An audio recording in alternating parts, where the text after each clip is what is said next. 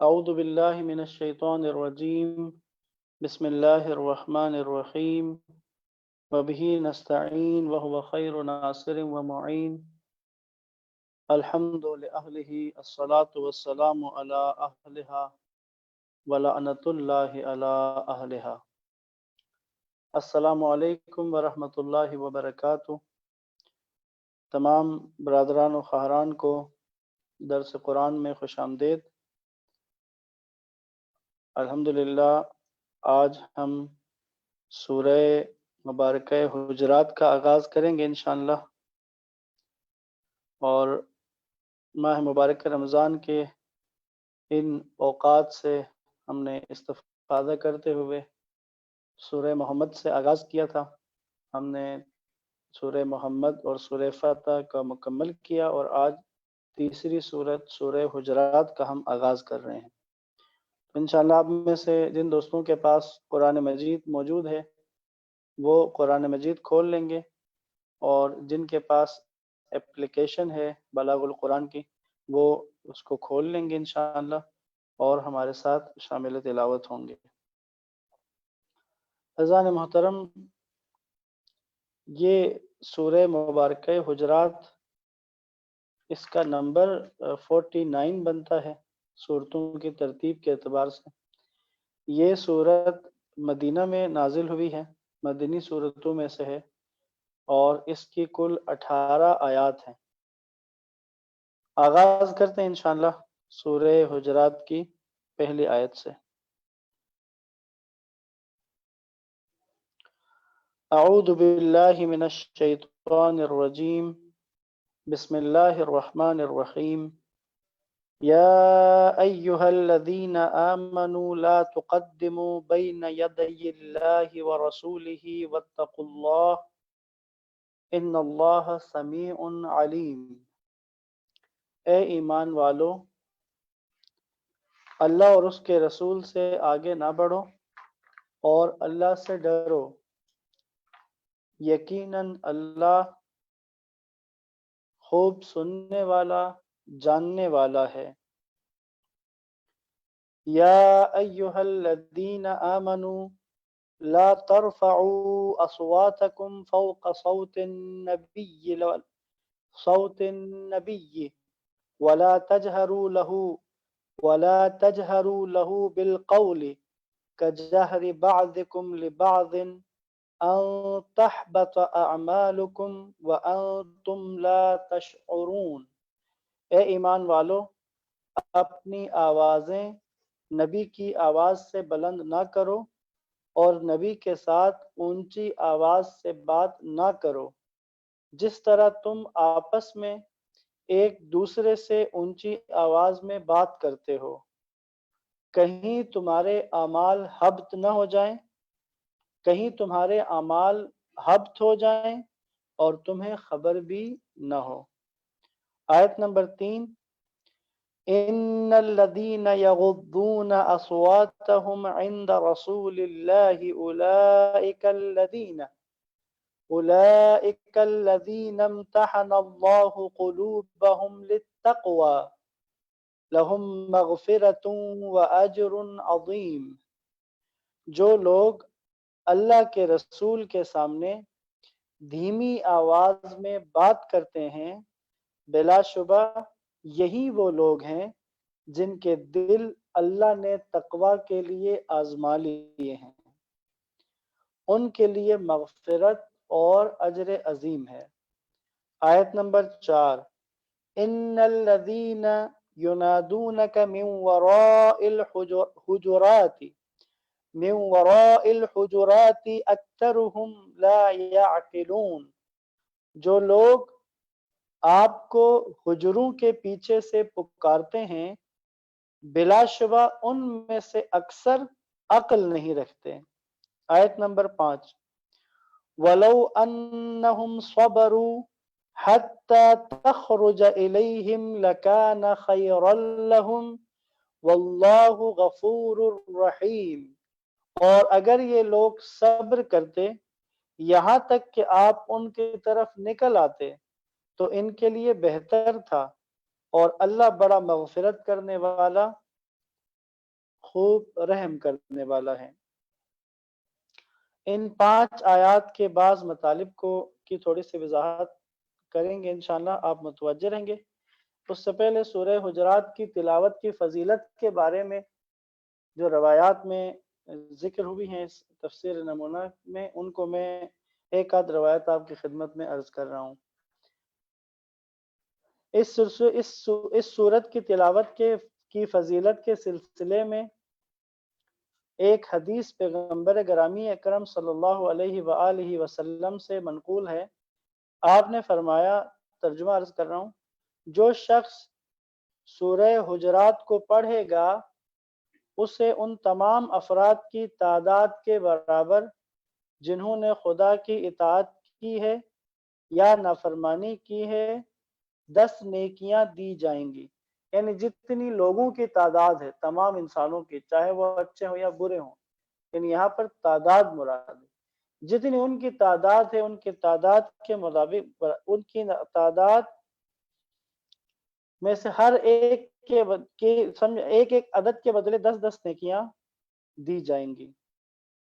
اور ایک اور حدیث ہے امام صادق علیہ السلام سے، آپ فرماتے ہیں کہ جو شخص سورہ حجرات کو ہر رات یا ہر روز پڑھے گا وہ زائرین محمد صلی اللہ علیہ وآلہ وسلم میں سے ہوگا۔ پس عزیزان محترم، پہلے بھی عرض کیا ہے کہ کسی بھی صورت کی جو فضیلت بیان ہوتی ہے تو وہ فضیلت اس وقت تک نہیں حاصل ہو سکتی جب تک کہ انسان اس صورت کے مطالب، اس کے اندر موجود تعلیمات کو اپنی زندگی کا حصہ نہ بنائے۔ جب تک اپنی زندگی کا حصہ نہیں بناتا تب تک اس فضیلت کو حاصل نہیں کر پائے گا۔ فقط تلاوت، اور ایسی تلاوت کی جو سمجھ کے بغیر ہو، اور ایسی تلاوت کی جس کے بعد وہ مطالب زندگی کا حصہ نہ بنے، وہ تلاوت اس فضیلت کے حصول کا باعث نہیں بنے گی۔ یہ سورہ، اس کی جو پہلی آیت ہے، پہلی آیت میں کہا کہ اے ایمان والو، اللہ اور اس کے رسول سے آگے نہ بڑھو، اللہ سے ڈرو، یقیناً اللہ خوب سننے والا اور جاننے والا ہے۔ اور اس کے بعد اگلی آیت میں کہ اپنی آوازیں نبی کی آواز سے بلند مت کرو، اور اسی طرح جو حجروں کے باہر سے پکارنے والے تھے، تو اس کے پیچھے چند ایک واقعات ذکر ہوئے ہیں۔ ان میں سے ایک واقعہ جو اکثر ذکر کیا جاتا ہے وہی آپ کے سامنے بیان کر رہا ہوں کہ قبیلہ بنی تمیم، یہ بنی تمیم ایک قبیلہ تھا، تو ان کا ایک گروہ اور ان کے اشراف وہ مدینہ میں آئے، وارد ہوئے، اور جب مسجد نبوی میں داخل ہوئے تو بلند آواز کے ساتھ ان حجروں کے پیچھے سے جو پیغمبر صلی اللہ علیہ وآلہ وسلم کی رہائش تھی، پکار پکار کر ان حجروں کے پاس آ کر پکار پکار کر رسول اللہ کو نام لے کر، یا محمد اخرج الینا، اخرج الینا، اے محمد باہر آئیے، یعنی زور زور سے یہ پکار رہے تھے۔ تو اس چیخ و پکار اور غیر مؤدبانہ تعبیروں کو، اس سے پیغمبر کو دکھ ہوا، اور جس وقت آپ باہر آئے تو خیر اس کے بعد جو انہوں نے یہ باتیں کی تو خدا نے اس چیز کو پسند نہیں کیا، اور رسول اللہ کا جو معاملہ تھا اس معاملے میں اللہ نے کچھ اصول یہاں پر واضح کر کے بیان کر دی اس صورت کے اندر۔ رسول اللہ کے بارے میں قرآن حساس ہے، جہاں پر قرآن کی طرف سے جہاں قرآن رسول اللہ کا ذکر ہوتا ہے وہاں قرآن حساسیت دکھاتا ہے، لہٰذا قرآن کے اس حساسیت کا موضوع ہے یہاں پر۔ اسی طرح سے ایک تو جو بات ہوئی ہے کہ اے ایمان والو، اللہ اور اس کے رسول سے آگے نہ بڑھو، یعنی اس پہ یہ کہتے ہیں کہ نہ رسول اللہ سے آگے نہیں بڑھنا، یعنی جو رسول کہیں، جو رسول کریں اس کے مطابق انجام دینا ہے، کہ ایسا نہ ہو کہ تم عبادات میں اپنے آپ کو اس طرح کا بناؤ کہ تم رسول اللہ کی سنت کو فالو نہیں کر رہے، اپنی مرضی سے کثرت عبادت کی طرف جاؤ، اللہ کے ہاں یہ مقبول نہیں ہے۔ چند ایک واقعات اس سلسلے میں موجود ہیں اور شاید میں چند ایک آپ کے سامنے بیان بھی کروں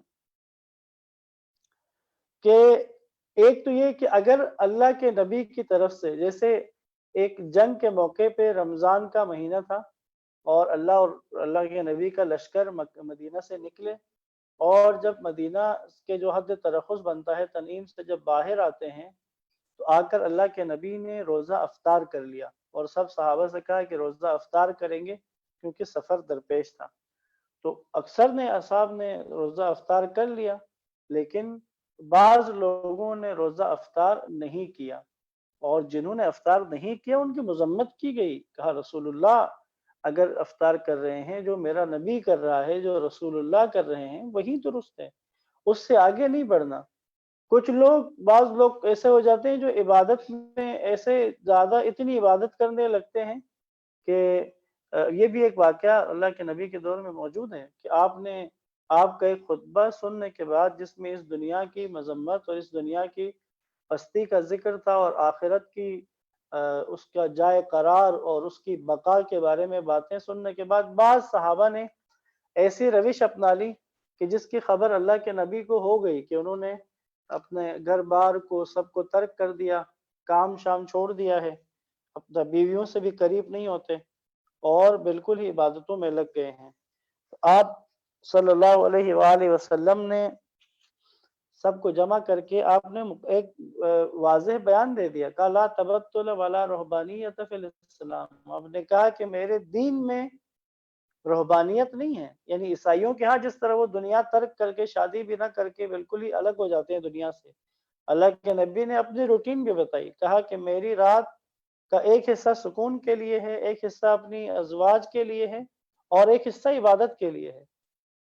اور اسی طرح روزوں کا بھی اسی طرح سے تھا، اللہ کے نبی نے روزوں کا بھی جیسے ہفتے میں 2 دن کا روزہ یا مہینے کے چند دنوں کا روزہ، تو یاد رکھیے گا اللہ کے نبی سے آگے نہیں بڑھنا ہے۔ ایک تو یہ آداب کے عنوان سے ہے، ایک عنوان یہ بھی بنتا ہے کہ جو اللہ کے نبی کا فیصلہ ہو کسی بھی بارے میں، چاہے معاملات کے بارے میں، چاہے داخلی گھریلو جو نظام چلتا ہے اس کے بارے میں ہو، بچوں کی تربیت و تعلیم کے بارے میں ہو، جو اللہ اور اس کے نبی کا فیصلہ ہے تو پھر ایمان والوں کو اس سے آگے نہیں بڑھنا چاہیے۔ اللہ کے نبی نے اگر یہ فیصلہ کر دیا ہے کہ 7 سال تک بچے کو آزاد رکھنا ہے تو اب اس سے آگے نہ بڑھے کوئی۔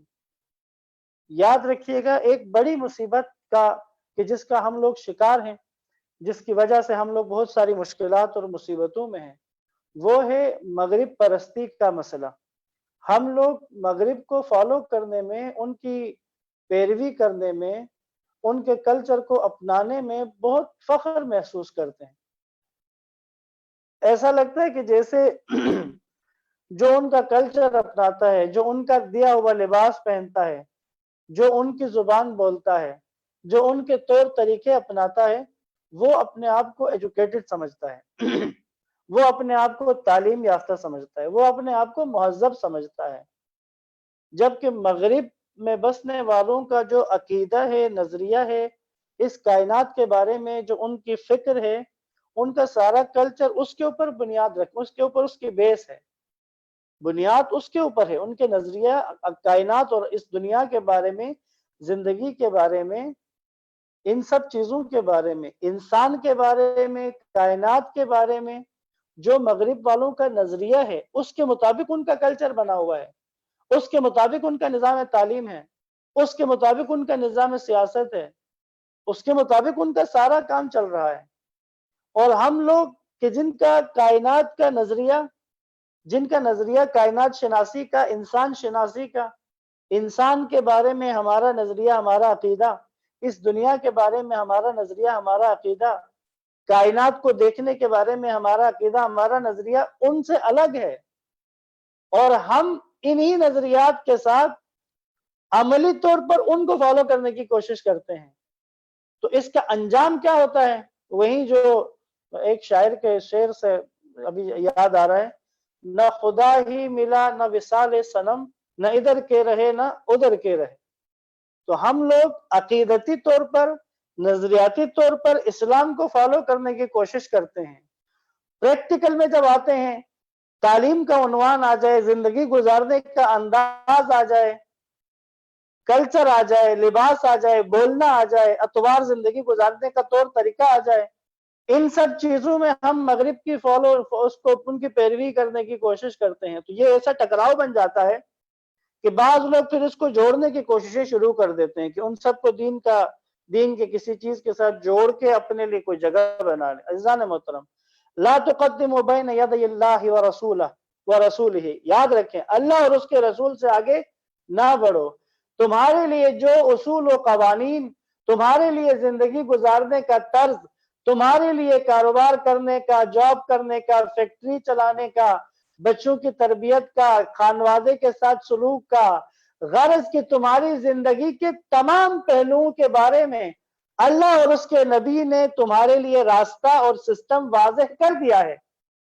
اب اگر تم اس سے آگے بڑھتے ہو تو یہ آگے بڑھنا تمہارے ایمان کو خطرے میں ڈالے گا۔ اگر تم صاحب ایمان ہو، ایمان والے ہو، تو اللہ اور اس کے رسول سے آگے نہ بڑھو، اور واتقوا اللہ، اللہ کا تقوی اختیار کرو، اللہ سے ڈرو۔ ان اللہ سمیع علیم، اللہ سننے والا جاننے والا ہے۔ اور اے ایمان والو، اپنی آوازیں نبی کی آواز سے بلند نہ کرو۔ کہاں خدا نبی کی آواز پر آواز بلند کرنے کو پسند نہیں کرتا؟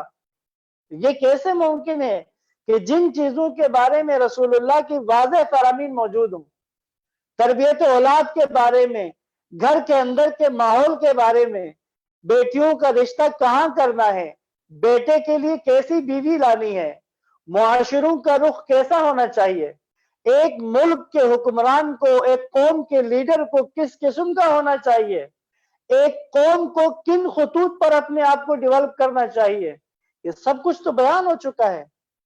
تو بس وہ قرآن کی وہ آیت کہ اگر اللہ کے نبی نے جو فیصلہ کر دیا ہے، اگر تم دل میں بھی اس فیصلے کے خلاف کچھ سوچو تو تم ایمان ہے ہی نہیں، تم مومن ہی نہیں ہو۔ اللہ ایمان کو قبول ہی نہیں کرتا جب تک کہ یسلم و تسلیم والی حالت میں نہ آ جائے رسول اللہ کے فیصلے کے سامنے۔ بس یہاں پر دیکھیے ایمان والوں، اپنی آوازیں نبی کی آواز سے نیچے رکھو، اپنی آوازیں نبی کی آواز سے بلند نہ کرو، نبی کے ساتھ اونچی آواز سے بات نہ کرو جس طرح تم آپس میں ایک دوسرے سے اونچی آواز میں بات کرتے ہو، کہیں تمہارے اعمال حبط ہو جائیں اور تمہیں خبر ہی نہ ہو۔ یعنی یہاں مختلف اس کے پہلو بنتے، رسول اللہ کی محفل میں بیٹھ کے شور نہ مچایا کرو۔ اگر رسول اللہ بات کر رہے ہیں تو ان کی بات کے درمیان میں اونچی آواز میں بات مت کرو۔ اس سے کیا ہوگا؟ اگر ایسا کرو گے تو تمہاری نیکیاں برباد ہو جائیں گی۔ عزیزان، نیکیاں برباد ہو جائیں گی اگر رسول اللہ کی آواز سے اپنی آواز کو بڑھایا تو۔ آیت نمبر 3 میں پھر وہ لوگ کہ جو ایسا نہیں کرتے، جو اس طرف نہیں جاتے، ان کے بارے میں ذکر ہے۔ جو لوگ اللہ کے رسول کے سامنے دھیمی آواز میں بات کرتے ہیں، یغضون اصواتہم، یغضون کا مطلب ہے نگاہ یا صدا کو کم کرنا، کوتاہ کرنا، یعنی جو آواز کو یا نگاہ کو ذرا نگاہوں کو جھکا لینا، کم کرنا، یا آواز کو دھیما کر لینا۔ تو بس اس کے لیے استعمال کیا کہ جو لوگ اللہ کے رسول کے سامنے اپنی آوازیں نیچی کر لیتے ہیں، دھیمی آواز میں بات کرتے ہیں، بلا شبہ یہی وہ لوگ ہیں جن کے دل اللہ نے تقوی کے لیے آزما لیے ہیں، ان کے لیے مغفرت اور اجر عظیم ہے۔ جو لوگ آپ کو حجروں کے پیچھے سے پکارتے ہیں، یہی جو بنی تمیم آئے تھے، بلا شبہ ان میں سے اکثر عقل نہیں رکھتے، بے عقل ہیں، اس طرح پکارتے ہیں۔ اگر یہ لوگ صبر کرتے، یعنی اس طرح سے نہ پکارتا ہے کہ رسول اللہ کو، یہاں تک کہ آپ ان کی طرف نکل آتے تو ان کے لیے بہتر تھا، اور اللہ بڑا مغفرت کرنے والا، خوب رحم کرنے والا۔ ہاں، اگر ابھی بھی انہیں احساس ہو جائے، انہیں سمجھ آ جائے اور وہ توبہ کریں تو پھر اللہ ان کی توبہ قبول کرے گا۔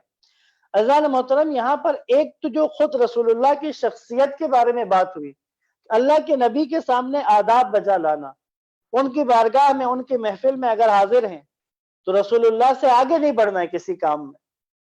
اسی طرح اللہ کے نبی کی آواز پر آواز کو بلند نہیں کرنا ہے، آداب سکھائے جا رہے ہیں۔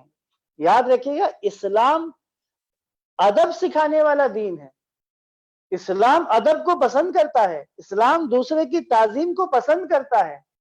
اگر کسی شخص میں ایسی عادت آپ دیکھتے ہیں جس کو عام زبان میں کہتے ہیں بدتمیز ہے بڑا، جس کی زبان سخت ہے، جو دوسرے کو زبان سے اذیت دیتا ہے، جو دوسرے سے عزت کے ساتھ پیش نہیں آتا، تو یاد رکھیے گا اگر وہ چاہے بے شک اس نے اپنے آپ کو کسی بھی روپ میں رکھا ہو سکتا ہے معاشرے کا کوئی معزز شخص بن جائے، حتیٰ کہ ہو سکتا ہے کہ علماء میں سے کوئی ہو، لیکن اگر لوگوں سے رویہ، لوگوں سے بات کرنے کا انداز اگر ادب والا نہیں ہے، بے ادبی والا ہے، بدتمیزی والا ہے، برے طریقے سے بات کرنے والا ہے، تو یاد رکھیے گا یہ کوئی دین کی تعلیم نہیں ہے، یہ اس شخص کا کوئی ذاتی عادت ہے، اس کا اپنا ذاتی فعل ہے۔ ایسا نہیں ہے کہ اس کا غصہ بھی دین میں شامل ہے، ہو سکتا ہے کہ وہ عالم دین میں سے ہو سکتا ہے کہ وہ مولانا ہو اور اس کے مزاج میں درستگی ہو، ادب کا لحاظ نہ کرتا ہو، بڑے کا چھوٹے کا نہ کرتا ہو لحاظ، تو یاد رکھیے گا اگر آپ کو ایسا کوئی نظر آتا ہے اور وہ اس طرح سے لحاظ نہیں کرنے والا ہے، تو یہ لحاظ نہ کرنا اگر مولانا ہے تو یاد رکھیے گا یہ دین کی تعلیم نہیں ہے، یہ قرآن کی تعلیمات نہیں ہے، یہ اس کا اپنا ذاتی مسئلہ ہے، یہ اس کی ذاتی عادت ہے، یہ اس کی ذاتی خرابی ہے۔ ہو سکتا ہے کہ وہ اس کو دین بنا کر پیش کر دے، تو یہ بالکل بھی دین کا حصہ نہیں ہے۔ ادب کے بارے میں چند ایک روایات ضرور عرض کرنا چاہوں گا۔ مولا علی علیہ السلام فرماتے ہیں ادب کی رعایت زینت کے نئے فاخرہ لباس کی طرح ہے۔ اگر کوئی با ادب ہے تو ایسے ہی ہے کہ جیسے اس نے بہت قیمتی لباس پہنا ہوا ہے۔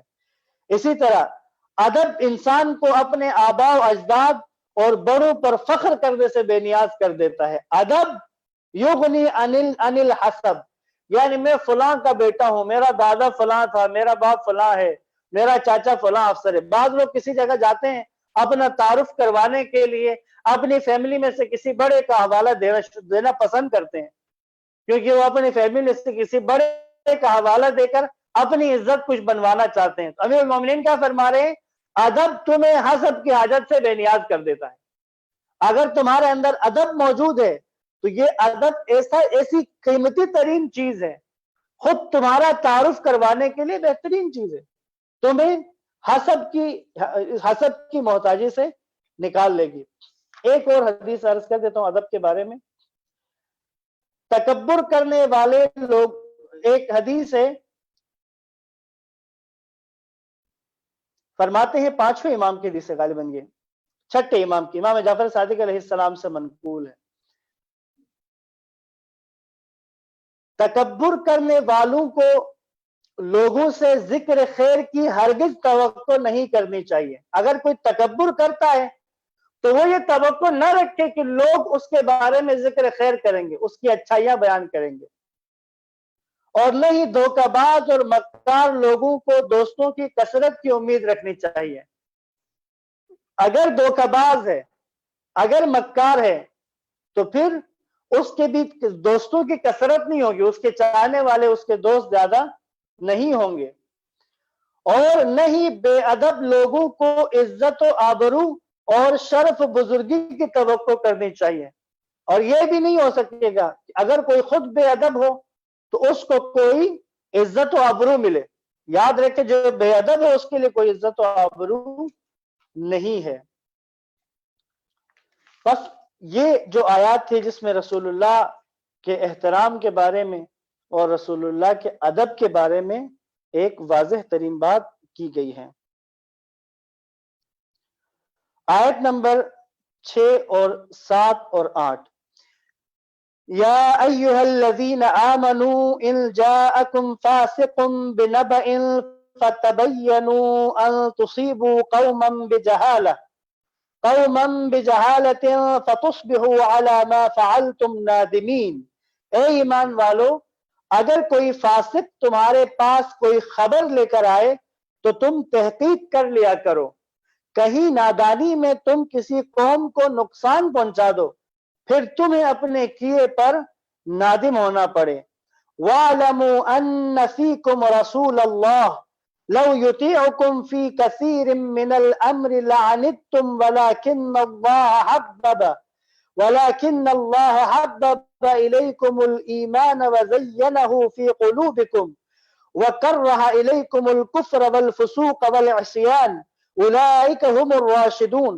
اور تمہیں علم ہونا چاہیے کہ اللہ کے رسول تمہارے درمیان موجود ہیں، اگر بہت سے معاملات میں وہ تمہاری بات مان لیں تو تم خود مشکل میں پڑ جاؤ گے، لیکن اللہ تعالیٰ نے ایمان کو تمہارے لیے محبوب بنا دیا اور اسے تمہارے دلوں میں مزین فرمایا، اور کفر اور فسق اور نافرمانی کو تمہارے نزدیک ناپسندیدہ بنا دیا۔ یہی لوگ راہ راست پر ہیں، یہی لوگ راہ راست پر ہیں۔ آیت نمبر 8، فضلا من اللہ ونعمہ واللہ علیم حکیم، اللہ کی طرف سے فضل اور نعمت کے طور پر، اور اللہ خوب جاننے والا، حکمت والا ہے۔ ان تین آیات میں سے جو ان کا جو شان نزول ہے، پہلی آیت کا بالخصوص، اس کے بارے میں کہتے ہیں ولید بن عقبہ، اس کو اللہ کے نبی نے کسی مہم پر بھیجا تھا ایک قبیلے سے، کہ غالباً قبیلے بنی مستلق جو ہے اس کی طرف بھیجا تھا زکوٰۃ جمع کرنے کے لیے۔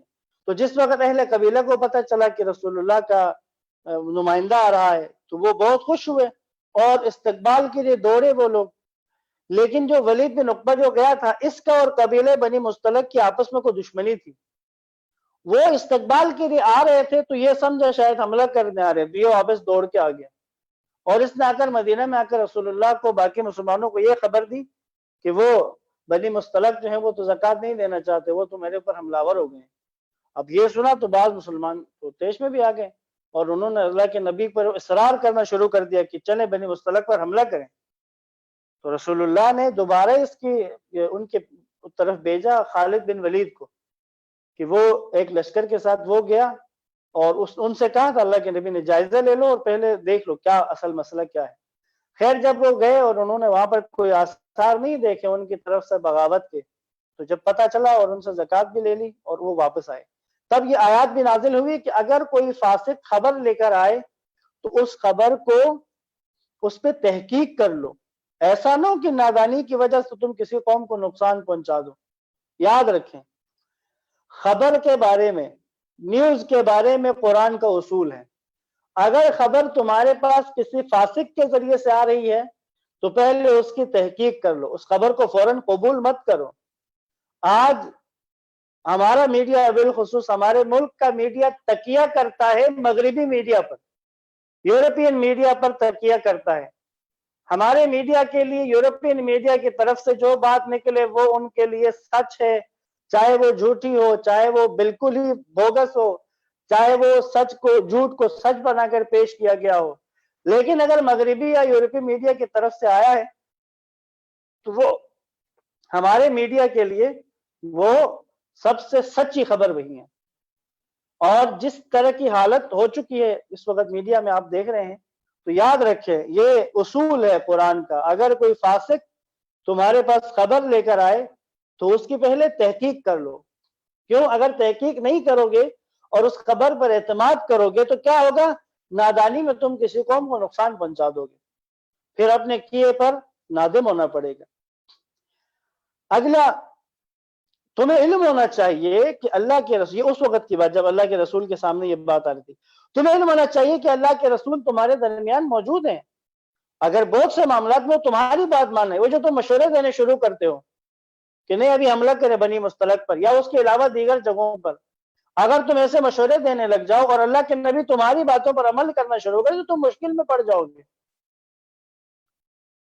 لیکن اللہ نے ایمان کو تمہارے لیے محبوب بنا دیا اور اسے تمہارے دلوں میں مزین فرمایا۔ اللہ نے ایمان کو تمہارے لیے محبوب بنایا اور اسے تمہارے لیے اور اسے تمہارے دلوں میں مزین کر دیا۔ یاد رکھیے گا یہ بہت خوبصورت ایک اصطلاح ہے، عرض کرتا ہوں، اور کفر اور فسق اور نافرمانی کو تمہارے نزدیک ناپسندیدہ بنایا ہے۔ یاد رکھیں ایمان کا تعلق، اس میں کوئی شک نہیں کہ نظریاتی طور پہ، فکری طور پہ، عقلی بنیادوں پر دین کے بارے میں عقائد اور ان چیزوں کا حل ہونا عقل کے لیے ضروری ہے، لیکن ایمان توحید کو عقلی طور پر سمجھنا اپنی جگہ پر، عقیدہ نبوت کو عقلی طور پر سمجھنا اپنی جگہ پر، ان پر ایمان عقلی بنیادوں پر اپنی جگہ پر، لیکن اس کی ایک بنیاد عشق بھی ہے، عاشقانہ طور پر توحید کو قبول کرنا، عاشقانہ طور پر نبوت کو قبول کرنا۔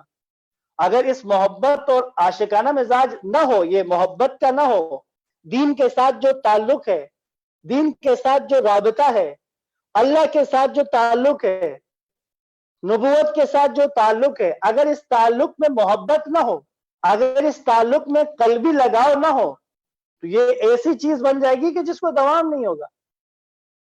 دیکھیے اس پہ دیکھیں کہ جن لوگوں میں یہی جو یہ جو کہا اولئک هم الراشدون، یہ لوگ ہیں راہ راست پر، کون کہ جن کے لیے ایمان محبوب ہے، جن کے لیے ایک محبت کرنے والی چیز ہے، وہ اپنے دین سے محبت رکھتے ہیں، وہ اللہ سے محبت رکھنے والے ہیں۔ عقلی بنیادوں کا میں نے عرض کیا وہ اپنی جگہ پر، لیکن محبت عشق کے انداز میں توحید و نبوت کو سمجھنا۔ بہرحال ایک کلی اور عمومی قاعدے کے طور پر فرمایا جاتا ہے کہ جن لوگوں میں یہ صفات پائی جائیں، کون سی صفات؟ ایمان ان کی نظر میں محبوب و مزین ہو، یعنی ایمان ان کی نظر میں محبوب چیز ہے، ایسی چیز کی جس سے وہ محبت کرتے ہیں، ایسی چیز جو ان کے لیے مزین ہے، خوبصورت ہے، اور کفر، فسق اور عصیان ان کی نظر میں منفور ہو، اس سے نفرت کرتے ہیں، کفر سے، فسق سے، ان چیزوں سے نفرت کرتے ہیں۔ تو جن لوگوں میں یہ صفات پائی جائیں وہ ہدایت یافتہ ہیں۔ یعنی اگر تم اس محبت الہی، ایمان سے عشق اور کفر و گناہ سے نفرت کو محفوظ رکھو اور اس پاکیزگی اور اس فطرت کو آلودہ نہ کرو، تو بلا شک و شبہ ہدایت تمہارے انتظار میں ہے۔ اگر تم اس کو باقی رکھو تو پھر ہدایت تمہارے انتظار میں ہے۔ ایک دو روایات عرض کرتا ہوں محبت کے بارے میں، دین کے ساتھ محبت کا جو رشتہ و جذبہ ہوتا ہے۔ امام صادق علیہ السلام سے منقول ہے، کسی نے آپ سے سوال کیا کہ کیا محبت اور نفرت بھی ایمان میں سے ہے، یعنی محبت اور نفرت بھی کیا ایمان کا حصہ ہے؟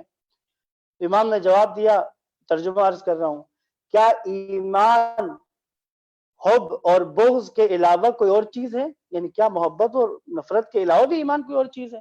پھر امام نے اس آیت کی تلاوت کی، یہ وَاعْلَمُوا أَنَّ فِيكُمْ رَسُولُ اللَّهِ لَوْ يُطِيعُكُمْ فِي كَثِيرٍ مِّنَ الْأَمْرِ لَعَنِتُّمْ وَلَكِنَّ اللَّهَ حَبَّبَ إِلَيْكُمُ الْإِيمَانَ، یہ والی آیت، اس کی تلاوت کی، آیت نمبر 7 کی۔ اور زیر بحث آیت سے استدلال فرمایا جو یہ کہتے ہیں کہ خدا نے تمہارے لیے ایمان کو محبوب قرار دیا ہے اور اسے تمہارے دلوں میں مزین کر دیا ہے، اور کفر اور فسق و عصیان کو تمہارے لیے قابل نفرت بنا دیا ہے، اور جو لوگ ایسے ہوں وہی ہدایت یافتہ ہیں۔ ایک اور جگہ چھٹے امام فرماتے ہیں، کیا دین محبت کے علاوہ کوئی اور چیز ہے؟ یعنی دین محبت، ایک اور جگہ امام کا فرمان ہے، دین محبت ہے اور محبت دین ہے۔ یاد رکھیں اگر محبت نہ ہو پروردگار سے تو یہ عبادت کیا معنی رکھے گی؟ پھر یہ تو پھر ایک تجارت بن جائے گی اگر محبت والا جذبہ نہ ہو۔ لہذا جس کے اندر ایمان کے ساتھ محبت کا جذبہ اور کفر و فسق و عصیان کے ساتھ نفرت کا جذبہ جس کے اندر بیدار ہو، موجود ہو، کہ اسے کفر سے نفرت ہے، اسے فسق سے نفرت ہے، نافرمانی پروردگار سے، نافرمانی سے نفرت ہے، عصیان سے نفرت ہے، تو پھر یہ شخص ہدایت کے لیے آمادہ ہے اور یہ ہدایت پر، راہ راست پر ہے۔ آیت نمبر 9 اور 10، وَإِن طَائِفَتَانِ مِنَ الْمُؤْمِنِينَ اقْتَتَلُوا فَأَصْلِحُوا بَيْنَهُمَا فَإِن بَغَتْ إِحْدَاهُمَا عَلَى الْأُخْرَى فَقَاتِلُوا الَّتِي تَبْغِي حَتَّى تَفِيءَ إِلَى أَمْرِ اللَّهِ فَإِن فَاءَتْ فَأَصْلِحُوا بَيْنَهُمَا بِالْعَدْلِ وَأَقْسِطُوا إِنَّ اللَّهَ يُحِبُّ الْمُقْسِطِينَ۔ اگر مومنین کے دو گروہ آپس میں لڑ پڑیں تو ان کے درمیان صلح کرا دو، اور پھر اگر ان دونوں میں سے ایک دوسرے پر زیادتی کریں تو زیادتی کرنے والے سے لڑو یہاں تک کہ وہ اللہ کے حکم کی طرف لوٹ آئے، پھر اگر وہ لوٹ آئے تو ان کے درمیان عدل کے ساتھ صلح کرا دو اور انصاف کرو، یقیناً اللہ انصاف کرنے والوں کو پسند کرتا ہے۔ آیت نمبر 10، انما المؤمنون اخوۃ فاصلحوا بین اخویکم واتقوا اللہ لعلکم ترحمون، مومنین تو بس آپس میں بھائی بھائی ہیں، لہذا تم لوگ اپنے دو بھائیوں کے درمیان صلح کرا دو اور اللہ سے ڈرو تاکہ تم پر رحم کیا جائے۔ یہ بہت اہم آیات ہیں اخوت کے عنوان سے بھی۔ خیر اس کے شان نزول میں بیان کر دیتا ہوں۔ یاد رکھیے گا شان نزول کسی بھی آیت کو اس کے مصداق کو، اس کے مفہوم کو محدود نہیں کرتا۔ ایسا نہیں ہوتا کہ بس وہ اسی شان نزول کے لیے ہی تھی، بلکہ شان نزول آیت کے مصداق کے اول کو بیان کرتا ہے، لیکن اس کے اور بھی زیادہ مصادیق ہو سکتے ہیں۔ اب یہاں پہ جو معاملہ تھا، کہتے انصار کے دو افراد، انصار میں سے دو افراد کسی وجہ سے آپس میں جھگڑ پڑے۔ جب جھگڑ پڑے تو ان کے پھر قبیلوں کا تھا، چونکہ ایک کا اوس سے تعلق تھا، ایک کا خزرج سے تھا، تو یہ پھر ایک جھگڑا بن گیا۔ تو اب خیر یہ پہلی دفعہ ایسا تھا کہ مسلمانوں کے درمیان کوئی جھگڑا ہوا، تو اس پر پھر یہ آیات نازل ہوئی۔ اور اس آیت میں اگر آپ دیکھیں تو دو طرح سے بات ہوئی ہے۔ اگر مومنین کے دو گروہ آپس میں لڑ پڑے تو ان کے درمیان صلح کرا دو، پہلے ہی مرحلے میں، قبل اس کے کہ لڑنا شروع کر دیں۔ اگر فرض کریں آپس میں ابھی تلق کلامی ہو رہی ہے، ابھی صرف باتیں چل رہی ہیں، تو پھر پہلے ہی مرحلے میں فوری کوشش کی جائے اور ان کے درمیان صلح کروا دی جائے۔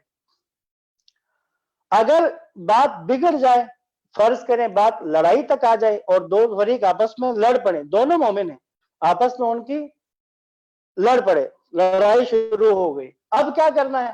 اب یہ دیکھنا ہے کہ دونوں میں سے زیادتی کون کر رہا ہے۔ جو ایک ان میں سے ظالم، دوسرا مظلوم ہے، مظلوم اپنے دفاع میں لڑ رہا ہے، دوسرے نے زیادتی کی ہے۔ اب کیا کرنا ہے؟ جس نے زیادتی کی ہے اس کے ساتھ لڑو یہاں تک کہ اللہ کے حکم کی طرف لوٹ آئے۔ اگر تو فرض کریں لڑنے سے پہلے اگر لڑائی شروع ہو گئی، روکا جائے، کہہ دیا جائے کہ مت لڑیں، بیٹھ کر بات کی جائے، اصلاح کی جائے، عدل قائم کی جائے، عدالت قائم کی جائے، اس پر راضی ہو جائیں تو پھر تو اصلاح صلح کروائیں پورا۔ لیکن اگر ایسا نہیں ہوتا اور ایک فریق زیادتی پر آمادہ رہتا ہے اور لڑتا ہے، تو وہاں پر جو زیادتی کر رہا تھا اس کے ساتھ لڑو یہاں تک کہ وہ حکم خدا کی طرف لوٹ آئے۔ اب جب وہ حکم خدا کی طرف لوٹ آئے تو پھر ان کے درمیان عدل کے ساتھ صلح کرو۔ ایسا نہیں ہے کہ چلو بھائی لڑائی ختم ہو گئی چھوڑ دو تاکہ بعد میں دوبارہ لڑ پڑے، نہیں، آپس میں دوبارہ ان کی صلح کروائیں اور عدالت قائم کریں، عدل کریں۔ کیوں؟ کیونکہ اللہ انصاف کرنے والوں کو پسند کرتا ہے۔ اب اگلی جو آیت ہے، آیت نمبر 10 میں، مومنین تو بس آپس میں بھائی بھائی ہیں، انما المؤمنون اخوہ، مومنین آپس میں بھائی ہیں، لہٰذا تم لوگ اپنے دو بھائیوں کے درمیان صلح کرا دو اور اللہ سے ڈرو تاکہ تم پر رحم کیا جائے۔ کتنا خوبصورت رشتہ جوڑا ہے ایمان والوں کا آپس میں۔ جو بھی صاحب ایمان ہے وہ بھائی ہیں، آپس میں بھائی ہیں۔ چند ایک احادیث ہیں، ایک تو یہ حدیث ہے کہ مسلمان کا بھائی ہے، رسول خدا کی حدیث مفہوم میں ترجمہ پڑھ رہا ہوں، مسلمان کا بھائی ہے، وہ ہرگز اس پر ظلم و ستم نہیں کرتا۔ ایسا نہیں ہوگا کہ اپنے مسلمان بھائی پر ظلم و ستم کریں، اس کی مدد سے دستبردار نہیں ہوتا اور اس کو حوادث کے مقابلے میں تنہا نہیں چھوڑتا۔ یاد رکھیں، مسلمان کا بھائی ہے اور نہیں ایک دوسرے پر ظلم و ستم کریں گے، نہیں مدد سے دستبردار ہوں گے، جہاں بھی مسلمان بھائی کو مدد کی ضرورت پڑے حاضر ہوں گے، اور حوادث کے مقابلے میں کوئی حادثہ ہو جائے، کوئی مشکل پڑ جائے تو تنہا نہیں چھوڑتا۔ تو یاد رکھیں عزیزان محترم، یہ مسلمان کا بھائی ہے، تفریق نہیں ہے۔ ابھی جو فرقوں کی قید بن گئی، شیعہ شیعہ کا بھائی ہے، سنی سنی کا بھائی ہے، شیعہ سنی نہیں ہے آپس میں بھائی، ایسا بالکل نہیں ہے۔ جو بھی کلمہ گو ہے، جو بھی اللہ کے نبی پر ایمان رکھتا ہے، توحید پر، اللہ کے نبی کی رسالت پر، قیامت پر ایمان رکھتا ہے، مسلمان ہے، اور مسلمان آپس میں بھائی ہیں۔ اسی لیے ایک شیعہ اور سنی کا جو آپس میں رشتہ ہے وہ بھائیوں والا ہے، اور بھائیوں کے بیچ میں اصلاح رہنی چاہیے، صلح رہنی چاہیے۔ لہٰذا یہ جو بھی یاد رکھیے گا، قرآن کیا کہہ رہا ہے؟ فَأَصْلِحُوا بَيْنَ أَخَوَيْكُمْ، اختلاف ہو جاتا ہے، نظریاتی اختلاف ہو جاتا ہے، دو سگے بھائیوں کے درمیان جھگڑے ہو جاتے ہیں، اختلاف ہو جاتا ہے، ایک دوسرے سے الگ سوچ رکھتے ہیں، الگ فکر رکھنے والے ہوتے ہیں، تو پس باقیوں کا کام کیا ہے؟ دو بھائیوں کے درمیان صلح کرایا کریں، اصلاح کریں، اور اللہ سے ڈرو تاکہ تم پر رحم کیا جائے۔ وہ بدبخت لوگ کہ جو مسلمانوں کے درمیان آگ ڈال رہے ہیں، جو مسلمانوں کے درمیان دوریاں ڈال رہے ہیں، جو بھائیوں کو بھائیوں سے لڑانے کے کام کر رہے ہیں، وہ کسی بھی طرف کے ہوں، کسی بھی فرقے کے ہوں، اگر مسلمانوں کے درمیان انتشار پھیلانے کی کوشش کر رہے ہیں، اگر مسلمانوں کے درمیان اختلاف کے بیچ بو رہے ہیں، یاد رکھیے گا ان کا اسلام کے اوپر کوئی احسان نہیں، وہ اسلام اور مسلمانوں کے ساتھ ان کا کم سے کم کوئی تعلق نہیں ہے۔ آج اہل سنت ہوں، اہل تشیع ہوں، کوئی بھی اسلام کا مکتب فکر ہو، مسلمان ہونے کے ناطے، کعبہ کے گرد طواف کرنے کے ناطے، حج میں مل کر جس شیطان کو کنکر مارتے ہیں، شیعہ سنی تمام مکاتب مل کر پتھر کے بنے ہوئے شیطان کو کنکر مل کر مارتے ہیں، یہاں سے سکھا رہے ہیں کہ تم نے مل کر شیطان بزرگ کو بھی کنکر مار دیں ہیں۔ امام خمینی کا وہ خوبصورت جملہ، اگر تمام مسلمان متحد ہو جائیں، ایک ایک بالٹی پانی کا اگر پھینکے تو اسرائیل بہہ کر ختم ہو جائے گا۔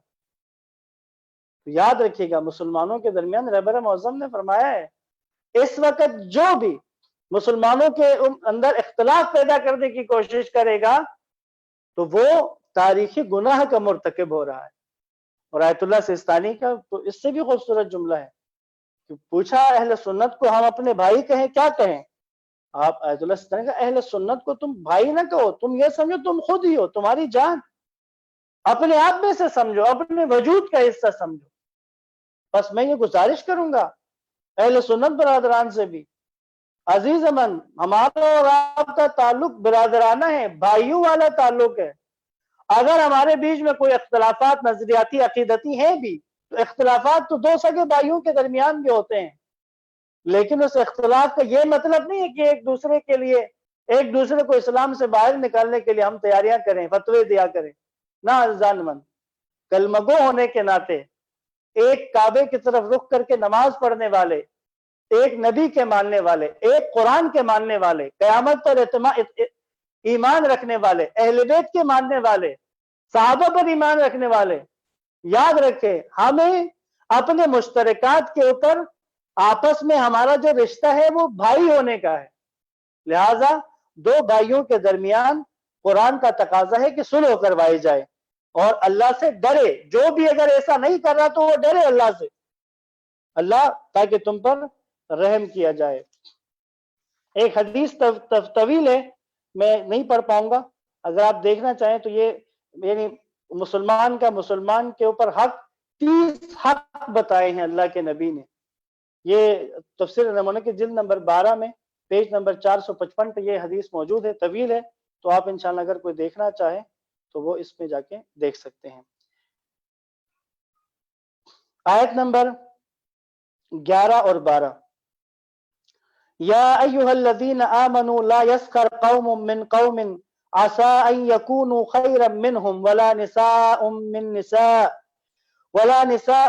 نساء عسى ان يكن خيرا منهن ولا تلمزوا انفسكم ولا تنابزوا بالالقاب بئس الاسم الفسوق بعد الايمان ومن لم يتب فاولئك هم الظالمون۔ اے ایمان والو، کوئی قوم کسی قوم سے تمسخر نہ کرے، ہو سکتا ہے کہ وہ لوگ ان سے بہتر ہوں، اور نہ ہی عورتیں عورتوں کا مذاق اڑائیں، ممکن ہے کہ یہ ان سے بہتر ہوں، اور آپس میں ایک دوسرے پر عیب نہ لگایا کرو اور ایک دوسرے کو برے القاب سے یاد نہ کیا کرو۔ ایمان لانے کے بعد برا نام لینا نامناسب ہے، اور جو لوگ باز نہیں آتے بس وہی لوگ تو ظالم ہیں۔ آیت نمبر 12، یا ایہا الذین آمنوا اجتنبوا کثیرا من الظن ان بعض الظن اثم ولا تجسسوا ولا یغتب بعضکم بعضا ایحب احدکم ان یأکل لحم اخیہ میتا فکرہتموہ واتقوا اللہ ان اللہ تواب الرحیم۔ اے ایمان والو، بہت سے گمانوں سے بچو، بعض گمان یقیناً گناہ ہیں، اور تجسس بھی نہ کیا کرو، اور تم میں سے کوئی بھی ایک دوسرے کی غیبت نہ کرے۔ کیا تم میں سے کوئی اس بات کو پسند کرے گا کہ اپنے مرے ہوئے بھائی کا گوشت کھائے؟ اس سے تو تم نفرت کرتے ہو، اور اللہ سے ڈرو، اللہ یقیناً بڑا توبہ قبول کرنے والا مہربان ہے۔ یہ آیات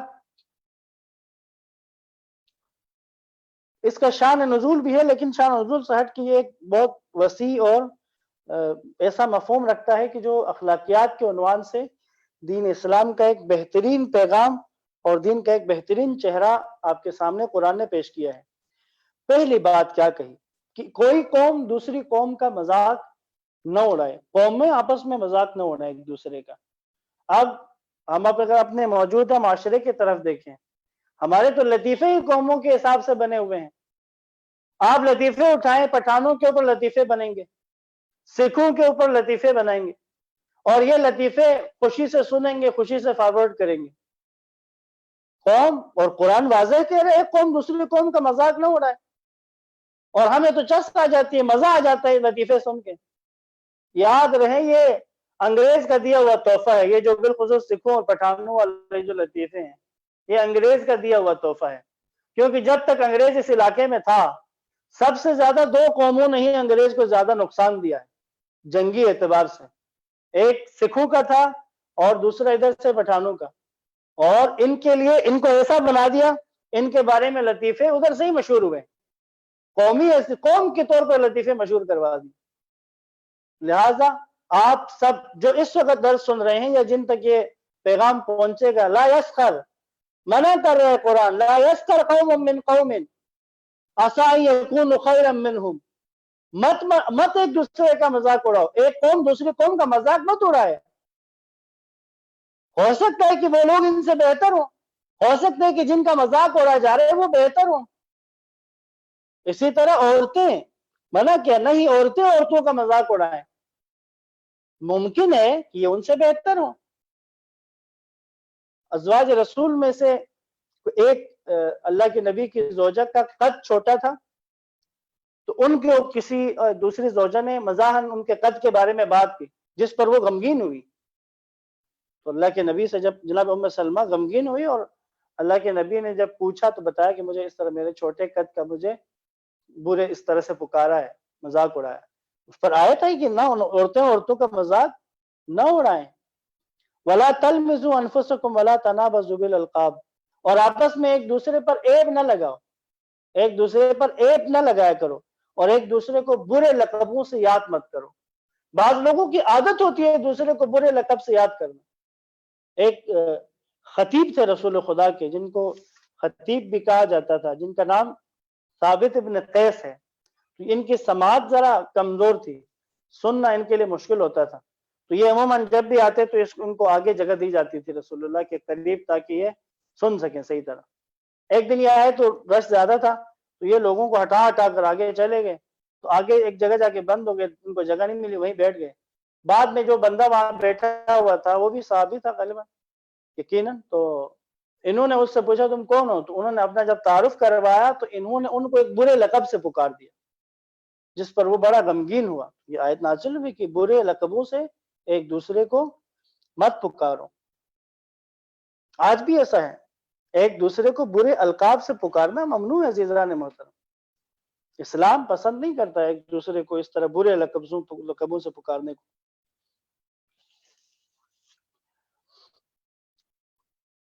ایمان لانے کے بعد برا نام لینا مناسب ہے، برا نام لینا نامناسب ہے، اور جو لوگ باز نہیں آتے بس وہی لوگ ظالم ہیں۔ قرآن نے ڈکلیئر کر دیا اگر کسی قوم کا مذاق اڑانے والے ہیں باز نہیں آ رہے، عورتیں ایک دوسروں کا مذاق اڑا رہی ہیں باز نہیں آ رہے، اگر ایک دوسرے پہ عیب لگا رہے ہیں باز نہیں آتے، اگر ایک دوسرے کو برے القاب سے یاد کرتے ہیں، اگر ایسے باز نہیں آتے تو یہ لوگ ظالم ہیں، خدا ان کو ظالموں میں شمار کر رہا ہے۔ اب اگلی آیت، اے ایمان والو بہت زیادہ گمانوں سے بچو کیونکہ بعض گمان یقیناً گناہ ہے۔ یاد رکھیں یہ جو سوء ظن والا مسئلہ ہے نا یہ بھی بڑا سخت ہے، لگے ہوتے پیچھے لگے ہوتے تجسس، مطلب ضرور کوئی مسئلہ ہے، ضرور کوئی غلط بات ہے، ضرور کچھ غلط ہے، بدگمانی کے لیے تیار بیٹھے ہوتے ہیں۔ ایک بڑا مشہور واقعہ تھا، غالباً امام غزالی کا ہے یا ایسی کسی شخصیت کا ہے، وہ کسی جگہ کہتے میں ایک جگہ سے گزر رہا تھا تو ایک خاتون سامنے سے آ رہی تھی اور کسی پلیٹ میں کسی تشت میں کوئی چیزیں رکھی تھی اور اس کے اوپر ایک چادر ڈال کے لے کے جا رہی تھی، تو میں نے دیکھا تشت کے اوپر اس نے وہ چادر ڈالی ہوئی ہے، تو میں نے ان سے کہا اس تشت میں کیا ہے؟ کہتی ہیں اس خاتون نے مجھے کہا اگر بتانا اور دکھانا ہوتا تو چادر کیوں ڈالتے؟ چادر اسی لیے ڈالی ہے کہ دکھانا نہیں چاہتے۔ تو یہ عالم یہ جو بزرگ یہ فرماتے ہیں کہ مجھے اپنی زندگی کا درس مل گیا، عزیز اگر کسی کا گناہ، کسی کا برا عمل، کسی کی بری عادت، کسی کی تنہائی کا مسئلہ اگر خدا نے اس پر پردہ ڈالا ہوا ہے تو تم کیوں تجسس کر رہے ہو ڈھونڈنے کے لیے کہ کسی طرح پتہ چلے، جا کر پتہ لگا لوں؟ کیوں گمان کرتے ہیں؟ سوء ظن کس لیے؟ کیونکہ سوء ظن کرنا، بعض ظن کرنا یہ گناہ ہے، اور تجسس بھی نہ کیا کرو۔ اسی طرح تم میں سے کوئی ایک دوسرے کی غیبت نہ کریں، اور غیبت کے لیے بڑا سخت ہے۔ کیا تم میں سے کوئی یہ پسند کرے گا، اس بات کو پسند کرے گا کہ اپنے مرے ہوئے بھائی کا گوشت کھائے؟ اس سے تو تم نفرت کرو گے، یعنی اپنے بھائی کا گوشت کھانے سے تو تم نفرت کرو گے۔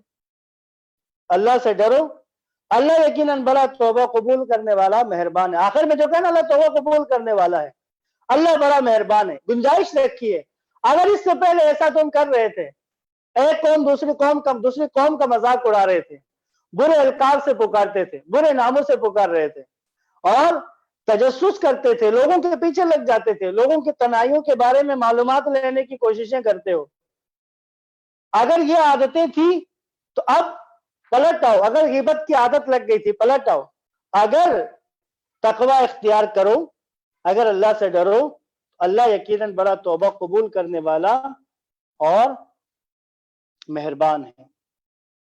بس ان دو آیات میں 6 قسم کے گناہ بیان ہوئے ہیں، ایک جملے میں اس کے ان گناہوں کو بیان کر کے، اور اس سے بچنا معاشرہ جب تک یہ 6 چیزیں معاشرے سے پاک، اگر یہ 6 چیزیں معاشرے سے پاک ہو جائیں، امن و سکون کا ایک خدا تصور کیجئے گا، یہ 6 چیزیں آپ ایک معاشرے سے ہٹا کے ذرا سوچیں، دیکھیں کتنا خوبصورت معاشرہ بن جاتا ہے، کتنی خوبصورت فضا بن جاتی ہے، گھروں کا ماحول کتنا پرسکون بن جائے گا، علاقے کتنے خوبصورت اور پرسکون ہو جائیں گے، لوگوں کے آپس کے تعلقات، قبیلوں کے آپس کے تعلقات، قوموں کے آپس کے تعلقات کتنے خوبصورت ہو جائیں گے۔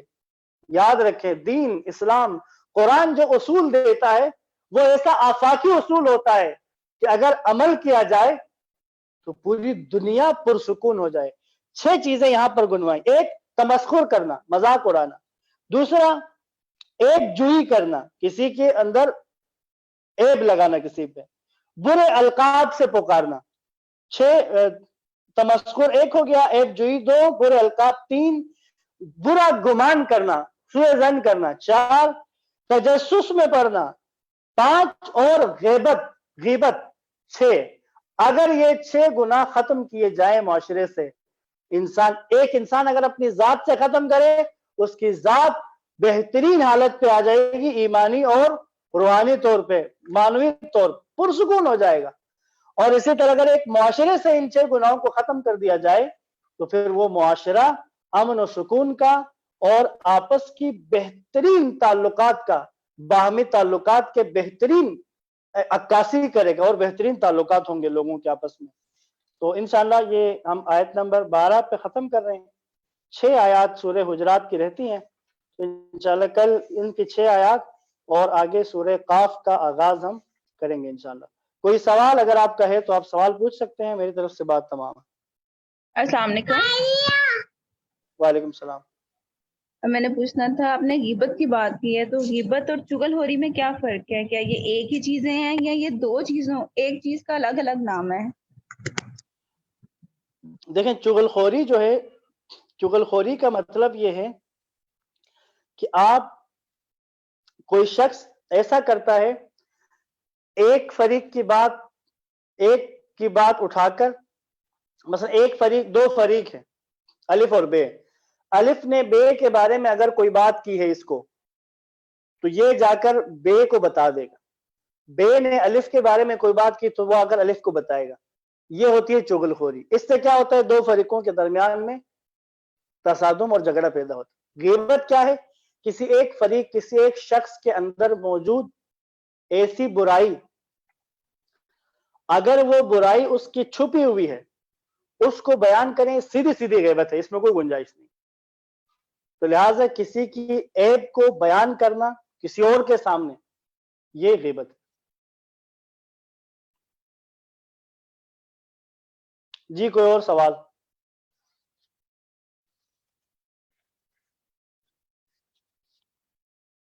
السلام علیکم. وعلیکم السلام. ابھی آپ نے جو بھائیوں کے حقوق بتایا، تفسیر نمونہ جلد نمبر اور صفحہ دوبارہ بتا دیں گے؟ جی جی، تفسیر نمونہ جلد نمبر 12 صفحہ نمبر 455.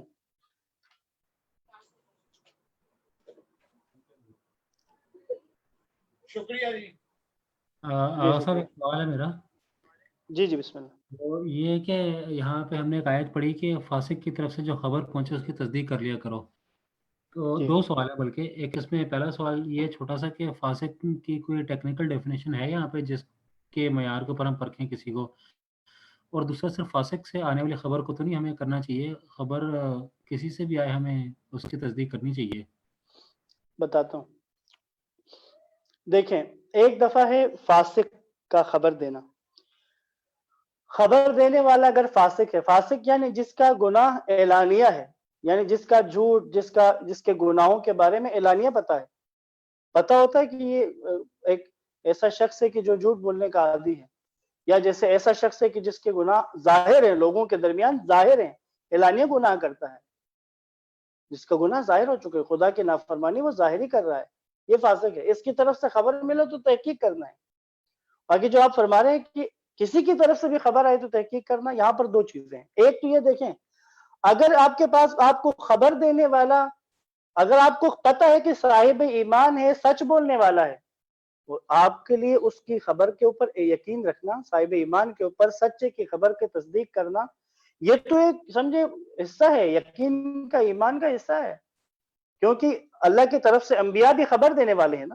انبیاء جو اللہ کی طرف سے خبر دینے والے ہیں، وہ بھی نبی ایک ہی ہوتا ہے جو خبر دے رہا ہے، معصوم کی ذات. آج کے دور میں فرض کریں رہبر معظم اگر کوئی بات کر رہے ہیں، اسی طرح حسن نصر اللہ اگر کوئی بات کر رہے ہیں، ایسی شخصیات معاشرے میں کہ جن کا کردار واضح ہے سب کے سامنے، کہ جھوٹ بولنے والے نہیں ہیں، پاکیزہ ہیں، خالص ہیں، اللہ کا خوف رکھنے والے ہیں، متقی ہیں، ان کی بات پر قابل بھروسہ ہوتی ہے، ان کی بات اعتماد کے قابل ہوتی ہے. جس طرح فاسق کی خبر کے اوپر اعتماد نہیں کیا جا سکتا، تو اس کے الٹ میں مومن اور متقی کی خبر پر اعتماد کیا جا سکتا ہے. تو اگر ہمارے دوست احباب ہوتے ہیں دینی حلقوں میں سے ہوتے ہیں، وہ اکثر میسیج فارورڈ کر رہے ہوتے ہیں، ویڈیوز فارورڈ کر رہے ہوتے ہیں، خبریں وہ ہوتے نہیں ہیں، یعنی کہ فاسق نہیں ہوتے، وہ جی جی دیندار جی جی بغیر تحقیق کے وہ آگے فارورڈ کر دیتے ہیں. اس چیز کو تو روکنا چاہیے، کہیں نہ کہیں چین تو بریک ہونی چاہیے. وہ بالکل بالکل یہ آپ جو فرما رہے ہیں بالکل ایسا ہی ہے. یہ جو میسیجز یہ آئے تو اسی لیے تو ہے کہ بھائی اگر تمہارے پاس کوئی خبر آئی ہے، اب آپ کو سورس ہی نہیں پتا کہاں سے آئی. اس وقت تو اس معاملے میں نا واٹس ایپ یا فیس بک پہ تو یہ حشر ہو جاتا ہے، آغاز کہاں سے ہوا تھا پتہ ہی نہیں ہوتا. کچھ دن پہلے بڑی خوبصورت کسی نے ایک پوسٹ شیئر کی اور مزہ آیا وہ پڑھ کے. تخیل کیا ہے لیکن حقیقت ہے اسی طرح. کیا تخیل کیا ہے؟ 1-2 منٹ لگیں گے، توجہ کریں آپ سب. اسرائیلی آرمی کی ایک خاتون فوجی افسر، یہ یقیناً تخیل ہوگا کسی کا، یا کوئی امکان ہے کہ حقیقت میں بھی ایسا ہو، اور ایسے ہونے کے امکانات زیادہ ہیں۔ انہوں نے لکھا کہ ایک اسرائیلی آرمی کی خاتون آفیسر، وہ اپنے دن کی ڈیوٹی کے بعد رات کو اپنے گھر آتی ہیں، اپنے لیے شراب تیار کرتی ہیں، اور شراب پینے کے ساتھ ساتھ اس نے اپنے فیس بک کی آئی ڈی کھولی، جو اس نے ایک مسلمان کے نام سے اپنی فیس بک کی آئی ڈی اس نے بنائی ہوئی ہے۔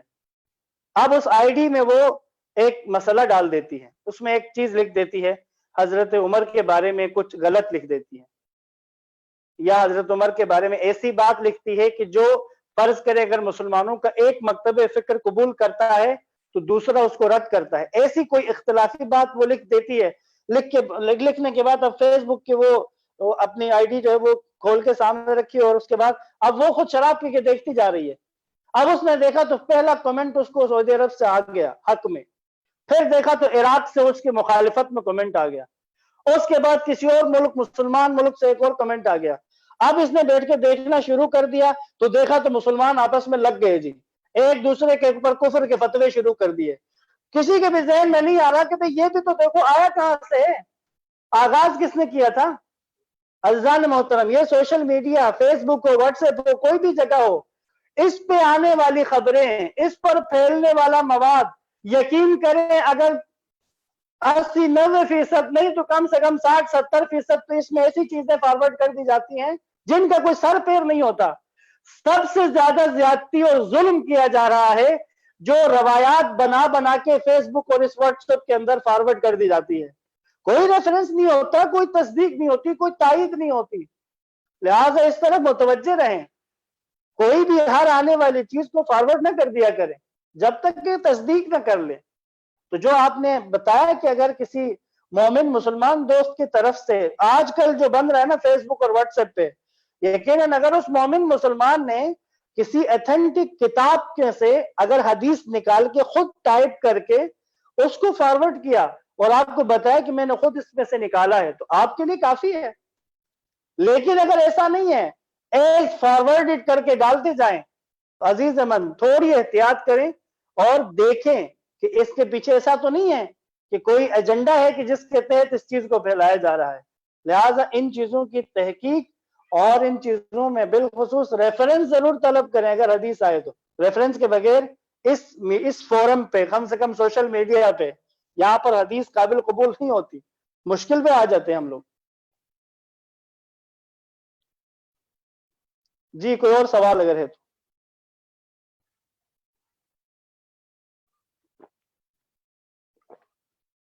اویس بھائی کچھ بات واضح ہوگی؟ جی آغا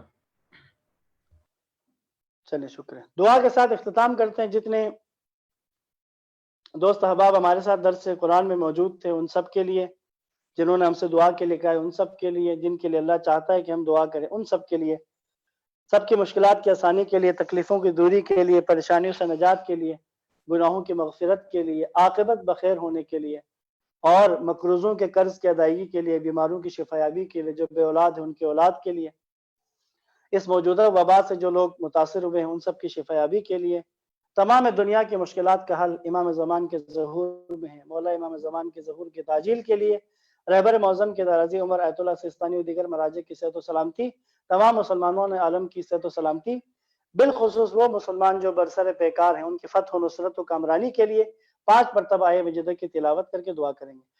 اللہم صلی علی محمد وآل محمد وعجل فرجہم، بسم اللہ الرحمن الرحیم، امن یجیب المضطر اذا دعاہ ویکشف السوء، امن یجیب المضطر اذا دعاہ ویکشف السوء، امن یجیب المضطر اذا دعاہ ویکشف السوء، امن یجیب المضطر اذا دعاہ ویکشف السوء، امن یجیب المضطر اذا دعاہ ویکشف السوء، یا کاشف الکرب والسوء والبلاء اکشف کروبنا وکروب جمیع المؤمنین واقض حوائجنا وحوائج المحتاجین والسائلین واشف مرضانا ومرضى المسلمين برحمتك يا أرحم الراحمين.